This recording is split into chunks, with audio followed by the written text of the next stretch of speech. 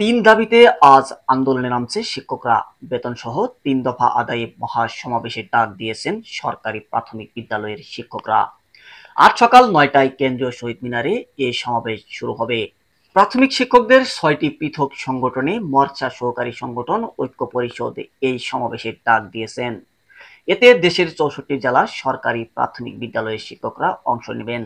জামায়াতে NCP, গণসংহতি আন্দোলন, গণ অধিকার পরিষদ সহ বিভিন্ন রাজনৈতিক দলের প্রতিনিধিরা অংশ নেবেন বলে জানিয়েছেন শিক্ষক নেতারা।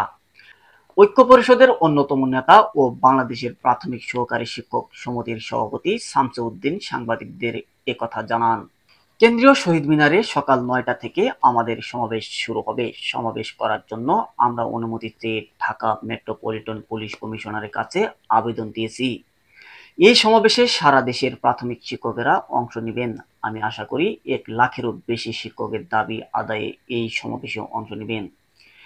শিক্ষকদের দাবিগুলো হলো প্রাথমিক বিদ্যালয়ের শিক্ষক হিসাবে এনটি পদে সহকারী শিক্ষকদের ১১তম গ্রেডে বেতন ভাতা দেওয়া, শতভাগ শিক্ষকদের পদোন্নতি এবং ১০ ও ১৬ বছর পূর্তিতে উচ্চতর গ্রেডে প্রাপ্তির জটিলতা নিরসন করা। সম্মানিত ভিউয়ার্স, শিক্ষকরা কি তাদের ৩ দফা আন্দোলন সফলতা পাবেন? অবশ্যই কমেন্টে বলে যাবেন।